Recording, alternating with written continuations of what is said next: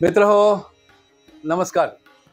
Unique achievers हे नवं channel मला माझ्या माहितीप्रमाणे आता सुरू झालंय. आज फार मोठा आनंद होतोय मला, की कोणीतरी मला विचारतंय, की गोव्याचं कायद्याविषयक असं वेगळं असं काही अधिष्ठान आहे का? गोवा 450 वर्षे पोर्तुगीजाखाली होता आणि त्या सर्व काळात पोर्तुगीजांनी अनेक कायदे गोव्यासाठी लागू केले होते. नंतर 18 डिसेंबर 19 डिसेंबरला आपल्याला स्वातंत्र्य मिळालं आणि हळूहळू भारतीय कायदे गोव्याला लागू करण्यात आले. असे कायदे लागू करण्यामुळे काही संघर्ष निर्माण झाला.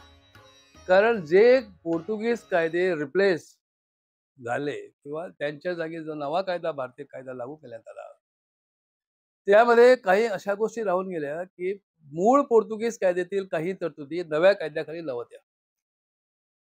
त्यासाठी सेव्हिंग्ज क्लॉज ठेवलं गेलं आणि अनेक वेळा कोर्टामध्ये अशी परिस्थिती निर्माण व्हायला लागली, की तुम्ही विशिष्ट अशा आधुनिक या नव्या भारतीय कायद्याखाली खटला चालवतात आणि त्या संदर्भात एखादी नवी जुनी पोर्तुगीज तरतूद तिथं लागू होते, अशा प्रकारे कोर्टाकडे सांगण्यात आलं.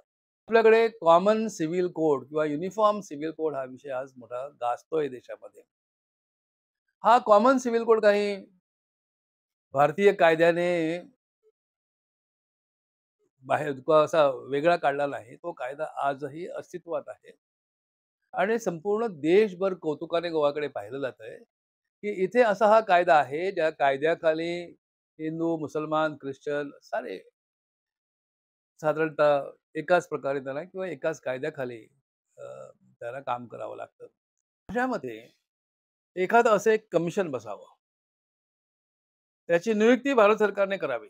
भारतामध्ये जे बदल होत गेले, त्यांचा कुठेतरी समन्वय गाठून लोकोपयोगी जनतेला जलदपणे, अगदी तातडीने, सुलभपणे, कमी खर्चात न्याय कसा मिळेल या संदर्भातले काही प्रावधान करायला हवे. आणि त्याचं मी कौतुक करतो. फार महत्वाचा असा उपक्रम आहे. या उपक्रमाला मी यशचिंतितो.